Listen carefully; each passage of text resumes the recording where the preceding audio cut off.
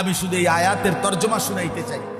কোরআনুল কারীমের সূরা আলে ইমরানের 164 নম্বর আয়াত।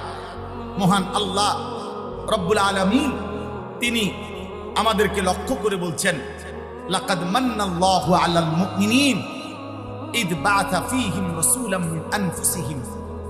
এই পৃথিবীর সমস্ত ঈমানদার, যদি আমরা যারা মুমিন পরিচয়, আমাদের যাদের পরিচয় আমরা মুসলমান, আমরা যদি তামাম পৃথিবী দেখি, যে এই পৃথিবী আমরা ভোগ করতেছি, এই আলো বাতাস রোদ বৃষ্টি, আসমান জমিন চন্দ্র সূর্য, খাদ্য খাবার স্ত্রী সন্তান, আয় উপার্জন, ক্ষেত ফুল ফল ফসল, এই সব কিছু আমরা ভোগ করতেছি আল্লাহর দেওয়া।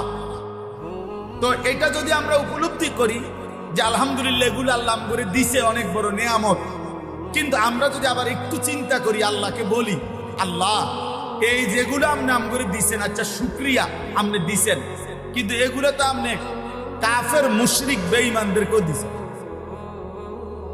এগুলো তো আপনি গরু ছাগলরাও দিছেন, জন্তু জানোয়ারও তো আপনার দুনিয়া ভোগ করে, বেঈমান নাফরমানও তো আপনার দুনিয়া ভোগ করে। তা আমি যে আপনার উপরে ঈমান আনলাম, আমি যে লা ইলাহা ইল্লাল্লাহ মানলাম, আমারে আলাদা কি দিলেন সেটা কম। আল্লাহ বলবেন, হ্যাঁ এটাও তো একটা কথা, তোমারে আলাদা কি দিলাম, তো তাহলে আরেক প্লেট ভাত দাও, ভাত এক প্লেট বাড়াইয়া খাও, নাকি আরেক টুকরা গোশত লাও, 2 টুকরা মাছ লাও, তোমারে বেশকিটা দিলাম। এটা না, এই আল্লাহ তাআলা বলে, বান্দা মুমিন, হ্যাঁ এই তামাম কায়নাত আমারই দেওয়া, গোটা সৃষ্টি আমারই নিয়ামত, সব আয়োজন আমার, চারিদিকের যত আয়োজন সবই আমার, তোমার মাঝে যত আয়োজন সবই আমার। সানুরিহিম আয়াতিনা ফিল আফাক ওয়া ফি আনফুসিহিম হাত্তা ইয়াতাবায়্যানা লাহু আন্নাহুল হক। আল্লাহ বলে, দিক দিগন্তে যেদিকে দেখো বান্দা, আমার নিদর্শন কুদরত আমি আল্লাহ ছড়িয়ে দিলাম, এবং তোমাদের নিজ দেহে আমার নিদর্শন আমি রেখে দিলাম। তুমি যেটাই দেখো তোমার কাছে স্পষ্ট হবে এটাই আমি আল্লাহই সত্য। কে সত্য? আল্লাহই সত্য। তো আল্লাহ বলেন, তবে তোমরা যারা মুমিন, তোমরা যারা ঈমানওয়ালা, তোমরা যারা কালিমাওয়ালা, তোমরা যারা আমার ঈমান এনেছ, আমি আল্লাহ তোমাদেরকে এই দুনিয়ার সমস্ত নিয়ামতের অতিরিক্ত একটি স্পেশাল বিশেষ একটি দান, বিশেষ একটি দয়া, বিশেষ একটি অনুগ্রহ আমি আল্লাহ তোমাদের প্রতি করলাম। সেটা হলো ইজ বাআসা ফীহিম রাসূলাম মিন আনফুসিহিম। তোমাদেরই মাঝ থেকে আমি আল্লাহ, তোমাদেরই মাঝ থেকে আমি আল্লাহ আমার সবচেয়ে কলিজার টুকরা, আমার সবচেয়ে প্রিয় বন্ধু, আমার সবচেয়ে আপনজন, আখিরি নবী, আখিরি বন্ধু, আমার মাহবুব, আমার হাবিব, নবীয়ে জাহাঁ, নবীয়ে শাহাঁ, নবীয়ে আলম, ফখরে মওজুদাত, সৈয়দুর রসুল, মুসাদ্দিকুর রসুল, নবীউল আম্বিয়া, খাতামুন নবিয়্যিন, নবী মুহাম্মদ আমার আখিরি বন্ধু সাল্লাল্লাহু আলাইহি ওয়াসাল্লাম, তাকে আমি তোমাদের জন্য দিব। আল্লাহ বলেন, স্পেশাল কি দিলাম? বন্ধু দিলাম। অতিরিক্ত কি দিলাম? বন্ধু দিলাম, হাবিব দিলাম, আমার কলজাটা দিয়ে দিলাম, আমার সবচেয়ে আপনটা দিয়ে দিলাম। নাও না, তো আমরা যেন গ্রহণ করলাম মুমিন। এবার আল্লাহকে আমরা জিজ্ঞেস করলাম, মালিক আপনি কেন দিলেন? আপনার সবচেয়ে প্রিয় বন্ধু আমাদের জন্য আপনি কেন দিলেন? আপনি কেন পাঠালেন? এমন আপনজন আপনি আমাদের জন্য। তো আল্লাহ বলেন, 3টা উদ্দেশ্যে। 1, ইয়াতলু আলাইহিম আয়াতিহি। আমি আল্লাহ প্রথম যে উদ্দেশ্যে আমার এই কলিজার টুকরা প্রিয় রাসূল, আমার বন্ধু মুহাম্মদ সাল্লাল্লাহু আলাইহি ওয়াসাল্লামকে তোমাদের জন্য দিলাম মুমিন, তার 1 নম্বর উদ্দেশ্য, তিনি আমার আয়াত সমূহ, আমার কোরআন, আমার আখিরি কিতাব, আমার আল্লাহ বলেন আমার আখিরি ওয়াহি কিয়ামত পর্যন্তের জন্য আমি আল্লাহ আমার প্রতিটা বান্দার জন্য চিরন্তন চূড়ান্ত যেই আসমানি কিতাব, চূড়ান্ত যেই ফয়সালা চূড়ান্ত যেই আমি আল্লাহ তাআলা সংবিধান জীবনের সকল কিছুর ব্যবস্থাপত্র দিলাম, সেই কোরআনুল কারীম বিশুদ্ধ করে তিনি তোমাদেরকে তেলাওয়াত করাবেন, শেখাবেন, শুদ্ধ উচ্চারণ করিয়ে আমার কালাম তোমাদেরকে শোনাবেন। এই উদ্দেশ্যে আমি আল্লাহ আমার রাসূলকে তোমাদের জন্য দিলাম। এলো এক। দুই নাম্বার, ওয়াইযাক্কিহিম, আমি আল্লাহ দ্বিতীয় যেই উদ্দেশ্যে নিলাম, গুনাহে ভরা, কুফরিতে ভরা, শিরিকে ভরা, সমস্ত অন্যায়, পাপাচার, হত্যা, খুন, ধর্ষণ, চুরি, ডাকাতি, মদ, জুয়া, ছিনতাই, রাহাজানি, অন্তরের যত মন্দ বদ অভ্যাস, কু অভ্যাস, এই সমস্ত হারাম মন্দ বদ অভ্যাস থেকে তোমাদেরকে মুক্ত করে টেনে তোমাদের অন্তর ঈমান, আমল, আখিরাত, আখলাক, উত্তম চরিত্রের রঙে সাজিয়ে দেওয়ার জন্য আমি রাসূল পাঠালাম। তিন নাম্বার, ওয়ায়ুআল্লিমুহুমুল কিতাবা ওয়াল হিকমা, আমি আল্লাহ এই যে কোরআন দিলাম, এই কোরআন আর আমার কোরআনের ব্যাখ্যার জন্য, কোরআন বুঝাইয়া বলার জন্য আমার বন্ধুর জবানের হাদিস, আমার বন্ধুর জিন্দিগি, এই দুইটার মাধ্যমে তোমাদেরকে আখিরাত উপযোগী, জান্নাত উপযোগী জীবন হাতে কলমে শিখিয়ে দেওয়া, গড়ে দেওয়া, সাজিয়ে দেওয়া, পুরা হালাল কোনটা, হারাম কোনটা, উচিত কোনটা, অনুচিত কোনটা, করণীয় কোনটা, বর্জনীয় কোনটা, আদেশ কোনটা, নিষেধ কোনটা, এই সব কিছু আমি আল্লাহ যেন তোমাদেরকে বিন্দু বিন্দু করে হাতে কলমে প্র্যাকটিক্যাল আমার বন্ধু যেন শিখাইতে পারে, দেখাইতে পারে, বুঝাইতে পারে, যেন একটা সুতার জন্য, একটা বুদ্ধির জন্য, একটা পরামর্শের জন্য কারো কাছে যেতে না হয়।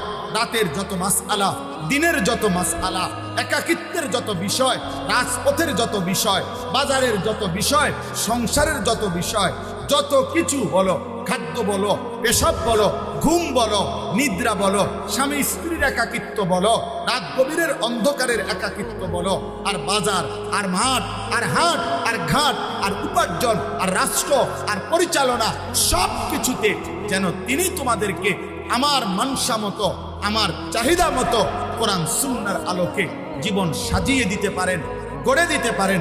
এই জন্য আমি আল্লাহ আমার রাসূলকে পাঠাই। আল্লাহ বলেন এই তিন উদ্দেশ্য। এক, আমার কোরআন তিনি তেলাওয়াত করবেন, বিশুদ্ধ শুদ্ধ উচ্চারণ তোমাদেরকে শোনাবেন, তোমাদেরকে শিখাবেন।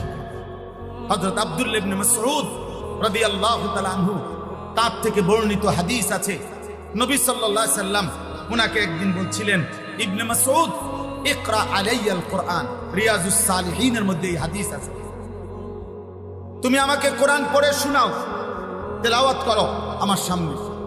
আল্লাহর নবী সাল্লাল্লাহু আলাইহি সাল্লামের এই কথার জবাবে তিনি বললেন, আকরাউ আলাইকা ওয়া আলাইকা উনজিলা, ইয়া রাসূলুল্লাহ, আমি আপনার সামনে কোরআন পড়ব, অথচ কোরআন তো আপনার উপরেই নাজিল হয়, আপনার উপরেই নাজিল হয়, আপনার সামনে আমি কোরআন শোনাবো। নবী, এত বড় হিম্মত আমার কেমনে হবে? আমি তো পারবো, আমার এই সাহসেই তো কুলাবে না, সাহসেই তো কুলাবে না। আমি এই বাদুঘর মাদ্রাসার আজকে আমারে দাওয়াত দিছে, এটা আমার কাছে জীবনের অনেক বড় ভালো লাগছে, সৌভাগ্য আমার।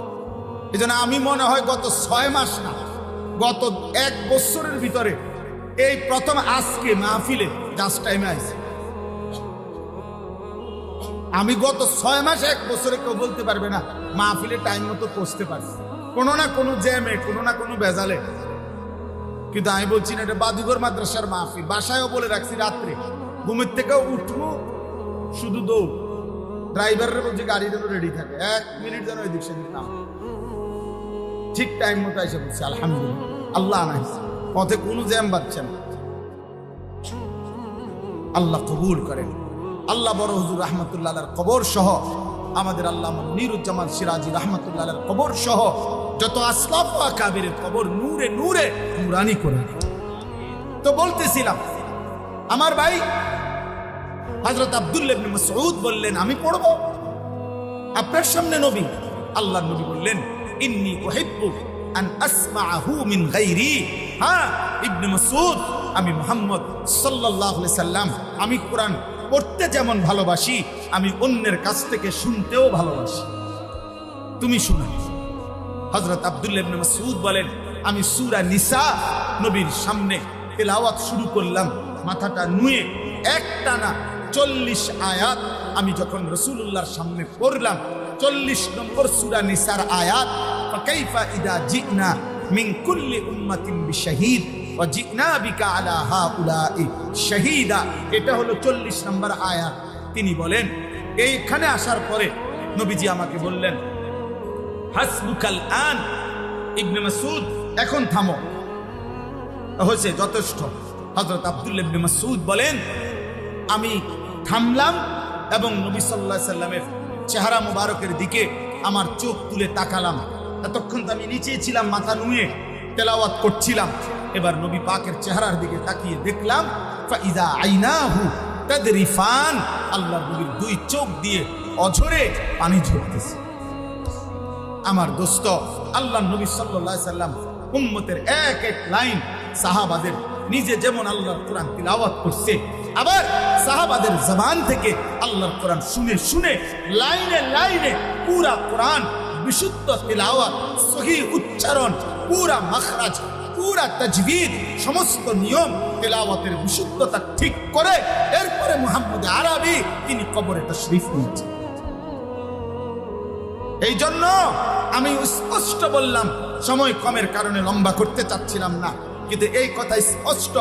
1866 সনে অনেক ইতিহাস না বলে এই একটাও শুধু বলতে চাই, 1866 ইংরেজির মে মাসের 30 তারিখ আমাদের এই সারা পৃথিবীর কওমি মাদ্রাসার, দেওবন্দি মাদ্রাসার প্রথম যেই মাদ্রাসা দারুল উলুম দেওবন্দ মাদ্রাসা প্রতিষ্ঠিত হয়েছিল। দেওবন্দে ভারতে সেই প্রথম দিন থেকে আজকে 2025 সাল শেষ হলে 2026 সালে যখন আসবেই তখনই 160 বছর আপনি গুনে দেখবেন। এই 1866 থেকে 2025 পর্যন্ত 160 বছরের ইতিহাসে এই গোটা পৃথিবী সাক্ষী দারুল উলুম দেওবন্দের প্রথম সন্তান থেকে আজকে পর্যন্ত, কওমি মাদ্রাসার প্রথম সন্তান থেকে আজ পর্যন্ত 160 বছরের ইতিহাসে কওমি মাদ্রাসার এটা অন্যতম প্রথম প্রধান বৈশিষ্ট্য যে কওমি মাদ্রাসার তালেবে ইলমের কোরআনুল কারীম বিশুদ্ধ বিশুদ্ধ বিশুদ্ধ। আলহামদুলিল্লাহ। এই জন্য আমি স্পষ্ট বললাম, হাজার বার না লক্ষ বার কওমি মাদ্রাসার হাফেজে কোরআন শতবার সারা বাংলাদেশ নয় সারা পৃথিবীতে আন্তর্জাতিক হিফজুল কোরআন প্রতিযোগিতা সহ কোরআনের যেই কোনো প্রতিযোগিতায় সবচাইতে বেশিবার সফলতা বিশুদ্ধতার সাথে গোটা আরবকে ছাপিয়ে সবার ঊর্ধ্বে যারা উঠেছে তাদের সংখ্যাগরিষ্ঠ কওমি মাদ্রাসার তালেবে ইলম। এটা ইতিহাস সাক্ষী।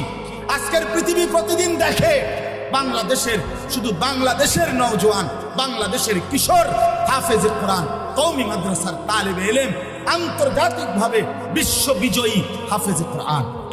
বলেন আলহামদুলিল্লাহ। এজন্য নবীর ইশকের দাবিদারি করা যারা, নবীর ভালোবাসার দাবি করো যারা, আশিকে রসুলের স্লোগান তোলা যারা, আমরাও নিরপেক্ষভাবে গোটা বাংলাদেশে খোলা সোহরাওয়ার্দী উদ্যানে আমরাও চ্যালেঞ্জ করলাম, তোমাদেরও 1 লক্ষ তালেবে ইলম, আমাদেরও 1 লক্ষ তালেবে ইলম খোলা সোহরাওয়ার্দী উদ্যানে মুখোমুখি হবে। আর পৃথিবীর যেই কোনো জায়গা থেকে নিরপেক্ষ কাউকে এনে প্রমাণ হবে কার কোরআনুল কারীম তেলাওয়াত কতটা বিশুদ্ধ। চলো ডেট দাও সোহরাওয়ার্দী উদ্যানে, আমরা মধুপুরের হুজুরের কমু হুজুর থাকবো। আমাদের কায়েদে মিল্লাত আল্লামা আব্দুল হামিদ পীর সাহেব মধুপুর বললে উড়ে এলাই বসব।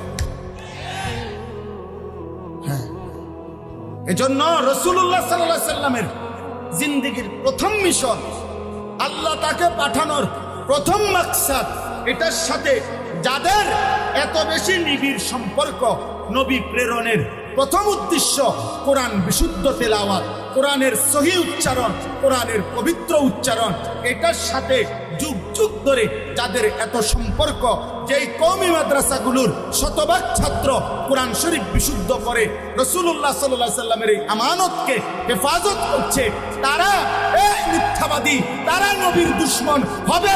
এই কথা কোন লজ্জায় বলছ বেটা? লজ্জা করে না বেটা? শরম নাই বেটা? তারা নবীর দুশমন হবে কেন? তারা নবীর দুশমন হবে কেন? এজন্য আরো তো বাকিগুলো আছেই। সুন্নাতের অনুসরণ, অন্তর পবিত্রতা করা, আখলাক চরিত্রের পবিত্রতা এবং কোরআন সুন্নার ইলম, উলুম, আমল সারা পৃথিবীময় ছড়িয়ে দেওয়া, এটা তো ইনশাআল্লাহ ঘন্টার পর ঘন্টা কওমি মাদ্রাসার একজন আদনা তালেবে ইলম 160 বছরে দেওবন্দের উলামায়ে কেরাম, বাংলাদেশের উলামায়ে কেরাম, কওমি মাদ্রাসার উলামায়ে কেরাম, আল্লাহর রাসূলের এই 3 মিশন, 1 কোরআনুল কারীমের বিশুদ্ধ তেলাওয়াত, 2 অন্তরকে যাবতীয় মন্দ, বদ, কু অভ্যাস থেকে পবিত্র করে ঈমান ইসলামের আলোয় অন্তর আলোকিত করা, 3 কোরআন সুন্নাহ মতো জীবন পরিচালনার ক্ষেত্রে আজও ইনশাআল্লাহ কওমি মাদ্রাসা প্রমাণ করতে রাজি আছে যে আমরা রাসূলুল্লাহর এই 3 মিশন আমরা গ্রহণ করে আছি কি না, আছি কি না। আজও আমরা প্রমাণ করতে রাজি। তুমি 100টা নবীর সুন্নাতের একটা ব্যানারের মধ্যে লেখা তুমি আগে লাগাও, লাগাইয়া এবার চলো 100 কওমি মাদ্রাসার তালেবে ইলম আর তোমাদেরও তালেবে ইলম একসাথে করে প্রমাণ করো। ওইখান থেকে মিলাইবা যে নবীর সুন্নাত আমরা মানি কয়টা, তোমরা মানো কয়টা। অতএব আজকে আমার এটা শেষ কথা, কওমির তালেবে ইলম, আজকে যারা কওমি মাদ্রাসার তালেবে ইলম আবারও তোমরা পড়বা, আবারও তোমরা শুনবা। আমাদের আশরাফ আকাবিরের ঐতিহ্য কওমি মাদ্রাসায় পড়ে, কওমি মাদ্রাসায় জ্ঞান শিখে, কওমি মাদ্রাসায় কোরআন সুন্নাহ আখিরাতের ফিকির করে, হাত জোড় করে কওমির এক তালেবে ইলম হিসাবে ব্রাহ্মণবাড়িয়ার তালেবে ইলম আমি দারুল আরকামের ছাত্র, আমার উস্তাদ, আমার মুরব্বী আল্লামা শায়েখ সাজিদুর রহমান, আমি তার এই হায়াতে আমি স্পষ্ট কওমির তালেবে ইলম তোমাদের কাছে শোনায় গেলাম। জীবনের শেষ দিন পর্যন্ত কওমি মাদ্রাসা এবং কোরআন সুন্নাহর এই ইলমকে ভালোবেসে পৃথিবীর কোনো সার্টিফিকেট, পৃথিবীর কারো কোনো অপপ্রচার, পৃথিবীর কারো কোনো হুমকি ধমকি নিন্দাকে পরোয়া না করে উম্মতের শেষ ভরসা, শেষ আলোর প্রদীপ হিসাবে আগামীতে কিয়ামত পর্যন্ত ঈমান ইসলামের খেদমতে এই পৃথিবীর কেউ থাকুক বা না থাকুক, আমরা কওমির সন্তান। শুধু তাকায় 3 দিন টানা আল্লাহওয়ালাদের দিকে তাকায়া শুনবে আল্লাহ পাক রব্বুল আলামিন ঠিক কখন বান্দার উপরে রহম করবেন সেটা আল্লাহর ফয়সালা। কারো মনোযোগ এবং আন্তরিকতা, চুপ থেকে শোনা, এর বরকতে আল্লাহর ওয়াদা আছে, ফাসতামিউ লাহু ওয়া আমসিকু। আল্লাহ বলছে আমার কথা তোমরা মনোযোগ দিয়ে শুনো এবং চুপ থাকো, তাহলে আল্লাহর ওয়াদা এটা, লাআল্লাকুম তুরহামুন, অবশ্যই তোমাদের উপরে রহমত বর্ষিত হবে। তাহলে নিশ্চিত কেউ যদি মনোযোগ দিয়ে শুনে এবং চুপ থাকে, নির্দিষ্ট সময়ে আল্লাহর দয়া রহমত তার উপরে বর্ষিত হবে। তো আল্লাহ তাআলাই তার অন্তরের মধ্যে নূর দিয়ে দিবে। আফামান শারাহাল্লাহু সাদরাহু লিল ইসলাম ফাহুয়া আলা নূরিম মির রাব্বি। আল্লাহ যার বক্ষ সিনা ইসলামের জন্য খুলে দেন, তো আল্লাহই তাকে অন্তরে আল্লাহর পক্ষ থেকে নূর দিয়ে দেন, আলো। সেই আলোতেই সে জীবনের সব কিছু সঠিকভাবে বুঝতে পেরে জান্নাত পর্যন্ত পৌঁছে যেতে পারে।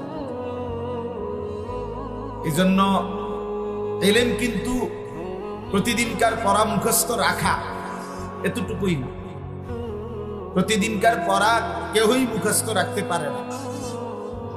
আমাদের 5 বছর আগে আমরা যে ক্লাসে পরীক্ষা দিছি, ওই ক্লাসের সব বিষয়ের পূর্ণ পড়া এখন আর মুখস্থ আমরা বলতে পারবো না, ভুলে গেছি। তো তাহলে ইলম কই হইল, তো ভুলে গেলাম। আমার এখন নাহাবিবির জামাতের প্রশ্নের সবগুলো বিষয়ের উত্তর দিতে বললে আমি এখন আর পারতাম না, আমি তো ভুলে গেছি। তাহলে এলেম হলো কি? আসলে বিষয়টা প্রতিদিনকার পড়া, 12 বছরের পড়া, একবারে দাগ নম্বর খতিয়ান নম্বরে মিলায়া প্রত্যেক পৃষ্ঠার মিলায়া মিলায়া মুখস্থ বলা, এটা না, এটা তো পড়তে থাকা। কিন্তু এলেম আল্লাহ দান করে। এলেম একটা নূর, সেই নূর যখন আল্লাহ দিয়ে দেয়, চালিয়ে দেয় ভিতরে, তো এইবার পুরা জিন্দেগি আলোকিত হয়েছে। তাহলে এই জন্য অপেক্ষায় থাকতে হয়। ঝিনুক অনেক দিন অপেক্ষায় থাকে, মুখ খুলে আল্লাহর পক্ষ থেকে একটা নির্ধারিত ফোঁটা বৃষ্টির পানি ঝিনুকের মধ্যে পড়ে। সেই নির্ধারিত বৃষ্টির ফোঁটা পানি সে নিয়ে মুখ বন্ধ করে ফেলে। এবার সেই ফোঁটা পানিতেই আল্লাহ তাআলা তার ভেতরে মণিমুক্তা তৈরি করে। এজন্য দোস্ত, এই কারো সুর ভালো, কারো টান ভালো, কারো হুঙ্কার ভালো, কারো ঝংকার ভালো, কেউ কানলে ভালো লাগে, কেউ হাসাইলে ভালো লাগে, কারো জনপ্রিয়তা বেশি, কারো জনপ্রিয়তা কম, কেউ জোয়ান, কেউ বুড়া। ওয়াজ শুনবার ক্ষেত্রে এই সমস্ত বিশ্লেষণ করে শুনলে ওইগুলাই হবে, কলিজার মধ্যে নূর আসবে, ঈমান ইসলামের নূর আসবে। এই এক এক বক্তার এক এক আমসা দেখা শেষ পর্যন্ত ঘরে চলে যাওয়া হবে, এতটুকুই। কারো হুঙ্কার শুনলাম, কারো কান্দাস দেখলাম, কারো সুর শুনলাম, কারো টান শুনলাম, খালাস, এতটুকু। কিন্তু আল্লাহর কথা থেকে মাকসাদ এটা নয়। আমি মূলত ওয়াজ করতে আসি না। বাদুঘর আমার মতো মানুষ ওয়াজ করবে, কোনোভাবেই এই উপযুক্ততা নাই। মূলত বাদুঘরই। সেই ছোট্টবেলায় 1992-93 সালে আমরা যখন ছোটবেলায় দারুল আরকাম পড়তাম, 93 সালের পরে 93-94 2 বছর, তখনই বড় হুজুর রহমতুল্লাহ আলাইকে আমি আমার এই 2 চোখে দেখছি। শহীদপুর মাঠে তাফসীর শুনছি। আমাদের দারুল আরকাম মাদ্রাসার নতুন মসজিদ তখন হয়েছিল, এখন যেটা পুরাতন মসজিদ, সেই মসজিদও হযরত আসছিলেন। আমরা তখন ওনাকে কাছ থেকে দেখছি। তো তার কলিজা ছেঁড়া, হৃদয়গ্রাহী এবং বাংলাদেশের এই সিংহ সার্দুল মধ্যে মুজাহিদ, তার প্রতিষ্ঠিত এই বাদুঘর মাদ্রাসায় আলহামদুলিল্লাহ যুগ যুগ ধরে উপযুক্ত আলেম, তালেব ইলম এবং দ্বীনি নসিহতের ধারা অব্যাহতভাবেই চলতেছে। আমি শুধু এই কথাটা বলার জন্য অংশগ্রহণ করলাম, যেন আমার জন্য বরকতের কারণ হয়। আর সবার কাছে আমার এটা অনুরোধ যে এই 3 দিন আমাদের বাংলাদেশের শীর্ষ এবং বহির্বিশ্বের বড় বড় বুজুর্গ উলামায়ে কেরাম ওনারা আসবেন, কথা বলবেন ধারাবাহিক। এখনো আলহামদুলিল্লাহ মাদ্রাসায় আমাদের বুজুর্গ হযরত উলামায়ে কেরাম এসে গেছেন এবং আসতেছেন। এই জন্য আমি আবারও বলছি, বেশি জরুরি আমার এই অনুরোধটা যে সমস্ত আলেমদের ধারাবাহিক বয়ান, কমপক্ষে কিছু শ্রোতা আপনারা নিজের থেকে দিল থেকে সিদ্ধান্ত নেন যে আমি পুরা বয়ান, ভাল লাগুক বা না লাগুক, সুর থাকুক বা না থাকুক, জোয়ান হুজুর হোক, বুড়া হুজুর হোক, হুজুরের পরিচিতি থাকুক বা না থাকুক, ফেসবুকে ওনার ওয়াজ থাকুক বা না থাকুক, এটা কোনো কিচ্ছু, এগুলা ধোঁকা। জনপ্রিয়তা আখিরাতের বিবেচনায় 2 পয়সারও কোনো মূল্য রাখে না। অকুল্লুহুম আতিহি ইয়াউমাল কিয়ামাতি ফারদা। আল্লাহ বলছে কিয়ামতের দিন আল্লাহর সামনে সকলকেই আসতে হবে একজন একজন, ফারদান আই ওয়াহিদান, একজন একজন। আমার আমলনামা নিয়ে আমি যেতে হবে, আপনাদের আমলনামা নিয়ে আপনারা যাবেন। আমনে আমার বক্ত, আমনে আমার লগে যাবেন গা আল্লাহর সামনে, জি না। তখন আপনার ভক্ত আমি। আপনার আমল নামা আপনি নিয়ে আসেন, আমি আপনার ভক্ত, আপনি আমার ভক্ত, এগুলো দিয়ে আখিরাতে হবে না। ওয়াকিফুহুম ইন্নাহুম মাসউলুন। আল্লাহ তাআলা বলেন কিয়ামতের দিন আল্লাহ ফেরেশতাদেরকে বলবে, একজন একজন করে আমার বান্দা আমার সামনে এনে দাঁড় করাও।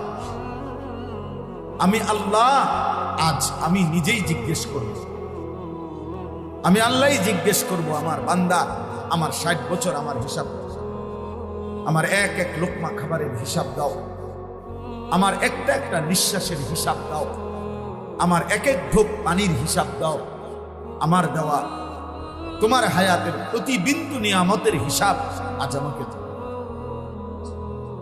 আজ আমাকে দাও। তাহলে দোস্ত আমার, বন্ধু আমার, কোনোভাবে খ্যাতি, সুনাম, জনপ্রিয়তা এগুলোর দিকে তোয়াক্কা না করে আল্লাহর কথার দিকে মুতাওয়াজ্জুহ হও, কোরআনের কথার দিকে, আল্লাহর কথার দিকে। প্রত্যেককে অপেক্ষায় থাকতে হবে এবং এই কথা মনে রাখতে হবে, বাস্তব কথা এটা। পৃথিবীর সর্বশ্রেষ্ঠ বক্তার কথার মধ্যেও হেদায়েত নাই, হেদায়েত আল্লাহর হাতে, ফয়সালা শুধুই আল্লাহর হাতে। আল্লাহ যখন যাকে দিয়ে যারকে পরিবর্তন করাবে সেটা আল্লাহর ফয়সালা। ওয়ালাউলা ফাদলুল্লাহি আলাইকুম ওয়া রাহমাতুহু মা যাকা মিনকুম মিন আহাদিন আবাদা। আল্লাহ বলেন আল্লাহর ফজল, অনুগ্রহ এবং আল্লাহর রহম, আল্লাহর দয়া যদি না হয় তোমাদের কেহই কখনোই নিজেই নিজেকে পবিত্র করতে পারবে না। ওয়ালাকিন্নাল্লাহা ইউযাক্কি মান ইয়াশা। বরং আল্লাহ যাকে চান তিনি তাকে হেদায়েত দিয়ে থাকেন। এজন্য পরিবর্তন আল্লাহর হাতে, মানুষের জিন্দেগি বদলানো আল্লাহর হাতে। গুনার রাস্তা ছেড়ে দিয়ে আল্লাহর গোলামি আর বন্দিগি করা, কুফর আর শিরিক ছেড়ে দিয়ে ইমানের ছায়াতলে আসা, সমস্ত নাফরমানি থেকে তওবা করা, আল্লাহর দিকে ফিরে আসা, এই তৌফিক, এই সিদ্ধান্ত, এই পরিবর্তন, এটা শুধুমাত্র আল্লাহর একক ফয়সালা, একক ফয়সালা। যাকে দিয়ে আল্লাহ চান, যখন আল্লাহ বলার, কখনো বেশি মানুষ, কখনো কম মানুষ। আমি ব্যক্তিগতভাবে 4 জন মানুষের সামনে ওয়াজ করছি, 4 জন গোনা মানুষ। আমি ব্যক্তিগতভাবে 20 জন মানুষের সামনেও 4 ঘন্টা, ঘড়ির ঘন্টা ওয়াজ করছি, খালাস আল্লাহর জন্য। তিনি যখন যেটুকু চাচ্ছেন, চাইবেন। জনপ্রিয় বক্তার আগে জনপ্রিয়তা ছিল না, জনপ্রিয় বক্তার কয়দিন পরে জনপ্রিয়তা থাকবে না, কিন্তু আল্লাহর দ্বীন থাকবে, কোরআনের কথাও থাকবে, ইসলামের বাণীও থাকবে। আল্লাহ তাআলা যখন যাকে যেটুকু ব্যবহার করেন, কাজে লাগান, এটা মালিকের ইহসান, এটা মালিকের দয়া। প্রকৃত অর্থে হেদায়েত, পরিবর্তন জীবনের আল্লাহর হাতে, আল্লাহর হাতে, আল্লাহর হাতে। এটা জরুরি। কোরআনুল কারীমের মধ্যে আশ্চর্য আয়াত আছে। হযরত নূহ আলাইহিস সালাম 950 বছর আল্লাহর পথে মানুষকে ডাকছেন। 950 বছর, এটা দোস্ত খামখেয়ালি কথা না। 950 বছর কল্পনা করলে বিশাল ব্যাপার, বিশাল ব্যাপার। আমরা 2 মাস ওয়াজ করে বাঁকা হইয়া যাই। আমগরে মানুষ বলে হুজুর আসলে যত্ন নেন, আরো বিশ্রাম করেন, আরো শুইয়া থাকেন। হযরত নূহ আলাইহিস সালাম বলছে, আল্লাহ আমি 950 বছর, রব্বি ইন্নী দাআউতু কওমি লাইলান ওয়া নাহারা, রাতেও ডেকেছি, দিনেও ডাকছি। আপনার বান্দাদেরকে আমি আল্লাহ রাত্র দিন দাওয়াত দিয়েছি। 950 বছর। আমরা রাতে বয়ান করলে দিনে লম্বা না ঘুমাইলে টিকতে পারবো না, এমন হালাত শরীরে। দিনে জাগলে রাতে ঘুমাইতে হয়। পরিশ্রম 1 ঘন্টা করলে 3 ঘন্টা বিশ্রাম করতে হয়। তো সেই নবী নূহ আলাইহিস সালাম 950 বছর এক টানা যিনি আল্লাহর কথা বলেছেন, কওমকে দুয়ারে দুয়ারে কানছেন, মানুষের দ্বারে দ্বারে আল্লাহর কথা বলছেন, সেই নূহ আলাইহিস সালাম বারবার বলতেন, কোরআনুল কারীমের মধ্যে আছে, ওয়ালা ইয়ানফাউকুম নুসহি ইন আরাদতু আন আনসাহা লাকুম। হে আমার জাতি, আমার উপদেশ, আমার নসিহত, আমার ওয়াজ, আমি যতই তোমাদেরকে উপদেশ দিতে চাই কোনো উপকারে আসবে না। ইন কানাল্লাহু ইউরিদু আন ইউগবিয়াকুম, যদি আল্লাহ ফয়সালা করে তোমাদেরকে গোমরাহ করে দিবে, জাহান্নামী বানায় দিবে, আল্লাহ যদি সিদ্ধান্ত নেয় তোমাদেরকে পথভ্রষ্ট করবে, তো আমি নূহ 950 বছর নারে উম্মত 9.5 লক্ষ বছর বললেও কিছু হবে না।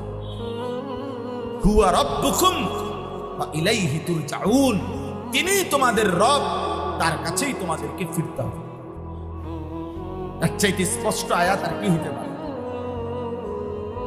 নবী সাল্লাল্লাহু আলাইহি ওয়াসাল্লাম 38 বছর একটানা আবু তালেব নবীজির অভিভাবকত্ব, নবীজিকে সুখে দুঃখে আগলায়া রাখছে। 12 বছর বয়সে আব্দুল মুত্তালিব দাদা নবী সাল্লাল্লাহু আলাইহি সাল্লামকে আবু তালেবের হাতে তুলে দিয়ে গেছে। নবী সাল্লাল্লাহু আলাইহি সাল্লামের বয়স যখন 50, তখন আবু তালেব ইন্তেকাল করছে। 12 থেকে 50 38 বছর, এই 38 বছর একটানা সুখে দুঃখে যিনি আগলায়া রাখছেন, ইন্তেকালের পূর্ব মুহূর্তে আল্লাহ নবী সাল্লাল্লাহু আলাইহি সাল্লাম সেই 40 থেকে 50 10 বছর চাচাকে তো কালেমার দাওয়াত দিছেই একটানা, এরপরেও ইন্তেকালের পূর্ব মুহূর্তেও চাচার পাশে বসে আল্লাহ নবী বারবার বিশুদ্ধ বুখারী রিওয়ায়াত বলতেছিলেন, কুল লা ইলাহা ইল্লাল্লাহ কালিমাতান আশহাদু লাকা বিহা ইনদাল্লাহ। চাচা একবার বলেন লা ইলাহা ইল্লাল্লাহ। চাচা, এটা এমন এক কালেমা, আপনি যদি একবার বলে রাখেন, আমি ওয়াদা দিচ্ছি আপনার জন্য আমি কিয়ামতের দিন আল্লাহর কাছে সাক্ষ্য দেব। আপনি বলেন চাচা। হাদিসের মধ্যে আছে, হযরত সাঈদ ইবনে মুসাইয়াব রাহিমাহুল্লাহ থেকে বর্ণিত, আবু জাহল এবং উমাইয়া ইবনে খালফ, এই দুই বেঈমান আবু তালেবের পাশে তখন বসা ছিল। উমাইয়া ইবনে খালফ তখন বারবার বলতেছিল, আতারগাবু আন মিল্লাতি আব্দুল মুত্তালিব। হে আবু তালেব, দোস্ত বন্ধু, এতদিনের আমাদের এক বয়সী আমরা, তুমি কি তোমার বাবা আব্দুল মুত্তালিবের দিন ছেড়ে দিবা? মূর্তি পূজা ছেড়ে দিবা? তুমি এই পৌত্তলিকতা, আমাদের এতদিনকার ধর্ম বিশ্বাস ছেড়ে দিবা এখন মৃত্যুর মুহূর্তে? হাদিসের শব্দ হইল, ফালাম ইয়াজাল রাসূলুল্লাহ সাল্লাল্লাহু আলাইহি ওয়াসাল্লাম ইয়ারিদুহা ইলাইহি ওয়া ইউঈদুহু তিলকাল মাকালা। এই আল্লাহর নবী বারবার ফালাম ইয়াজাল, বারবার বারবার আবু তালেবের কাছে কালেমা পেশ করছিলেন, আর উমাইয়া এই বেঈমান বারবার ওই কথা বলতেছিল যে আব্দুল মুত্তালিবের দিন কেমনে ছাড়বা, হাত্তা মাতা। এই অবস্থাতেই আবু তালেব ইন্তেকাল করছে কালেমা ছাড়াই। নবীজি তখন আবার বলছে, যখন ইন্তেকাল করছেন এবার আর চাচাকে কিছু বলার সুযোগ নাই, তো এবার তিনি নিজে নিজে বলছেন, লা আস্তাগফিরান্না লাকা মা লাম উনহা আনকা। আল্লাহ আমারে যতক্ষণ নিষেধ না করবে আমি ততক্ষণ আপনার জন্য চাচা আমি আপনার কাছে আল্লাহর কাছে ক্ষমা প্রার্থনা করব। এরপরে আল্লাহ তাআলা সরাসরি নিষেধ করছেন, মা কানা লিন নাবিয়্যি ওয়াল্লাযীনা আমানু আন ইস্তাগফিরু লিল মুশরিকিন ওয়ালাউ কানু উলি কুরবা মিন বাদি মা তাবায়্যানা লাহুম আন্নাহুম মিন আসহাবিল জাহিম। আল্লাহ বলছে, বন্ধু সাবধান, কোন নবী কিংবা ইমানদারের জন্য অনুমতি নাই কোন মুশরিক বেঈমানের জন্য, চাই সে একেবারে নিকটতম আত্মীয় হোক, তার জন্য আমি আল্লাহর কাছে ক্ষমা প্রার্থনা করার কোনো অনুমতি নাই। আপনি হাত নামান। দোস্ত আমার, এই কথাটাই আপনাকে ভাবতে হবে। আবু তালেবের জন্য হাত উঠাইছে যিনি, মৃত্যুর পরেও তিনি মুহাম্মদুর রাসূল সাল্লাল্লাহু আলাইহি সাল্লাম। আর আল্লাহ পাক কার হাত নামায় দিলেন? ইনি সেই বন্ধু, আল্লাহর কলিজার টুকরা। ওই মালিকের এর চাইতে প্রিয় বন্ধু আপনজন আর কেউ নাই। তিনি ওই মালিকের হাবিব, তিনি আল্লাহ তাআলার মাহবুব, আল্লাহর সর্বোচ্চ ভালোবাসার জন, আপনজন। আল্লাহ সবচেয়ে প্রিয়জনকে বললেন বন্ধু। হবে না? আপনার হাত নামান, নামান হাত, আপনার হাত নামান। ইন্নাকা লা তাহদি মান আহবাবতা। আপনি একান্ত চাইলেও আপনি হেদায়েত দিতে পারবেন না। এজন্য প্রিয় ভাই বাবা, আমি অনুরোধ করছি হযরত ইব্রাহিম আলাইহিস সালাম ওনার আব্বাকে ঈমানের দিকে আনার জন্য সূরা মরিয়মের মধ্যে আছে চারটা বাক্য বলছে, 4 বাক্যে 4 বারই বলছে ইয়া আবাতি, ইয়া আবাতি, ইয়া আবাতি, ইয়া আবাতি। আব্বা, ও আব্বা, ও আব্বা, ও আব্বা, আমি আপনার হেদায়েত চাই বাবা, আমি আপনার হেদায়েত চাই বাবা, আমি আপনার হেদায়েত চাই। ইয়া আবাতি লিমা তা'বুদু মা লা ইয়াসমাউ ওয়া লা ইউবসিরু ওয়া লা ইউগনি আনকা শাইআ। ইয়া আবাতি ইন্নী ক্বাদ জাআনি মিনাল ইলমি মা লাম ইয়াতিকা ফাত্তাবি'নি আহদিকা সিরাতান সাওয়্যা। ইয়া আবাতি লা তা'বুদিশ শাইতান ইন্নাশ শাইতানা কানা লির-রাহমানি আসিয়্যা। ইয়া আবাতি ইন্নী আখাফু আন ইয়ামাসসাকা আযাবুন মিনার-রাহমান ফাতাকুনা লিশ-শাইতানি ওয়ালিয়্যা। আব্বা, আপনি শয়তানের গোলামি করেন না, আপনি মূর্তির পূজা করেন না। আব্বা, আমি আসমানি ইলম নিয়ে আসছি, আপনি আমার কথা মেনে নেন আব্বা, আমি আপনাকে সঠিক পথ দেখাবো আব্বা। আব্বা, আমি জানি আপনাকে যদি আল্লাহর আযাব ধরে, জাহান্নামের আযাব স্পর্শ করে, এই কালেমা ছাড়া গেলে আপনি তো শয়তানের বন্ধু হয়ে থাকবেন জাহান্নামে, আপনি তো সুখ পাবেন না। কতভাবে বলছে, কতভাবে। আব্বা, হে আব্বা, প্রিয় বাবা, প্রিয় বাবা। তবু আল্লাহ বলছে না বন্ধু, হবে না, আপনিও আমার খলিল, কিন্তু ফয়সালা আমার হাতে। আপনিও আমার খলিল, আমি না চাইলে হেদায়েত দিতে পারবেন না। আমি না চাই নূহ আলাইহিস সালাম, আল্লাহ ওনাকে জানাইছেন যে বন্ধু আর হবে না। ওয়া উহিয়া ইলা নূহিন আন্নাহু লান ইউমিনা ইল্লা মান কাদ আমানা। এ পর্যন্ত যতজন ঈমানদার হইছে খালাস। 950 বছর পরে আল্লাহ বলছে আর হবে না কেউ ঈমান।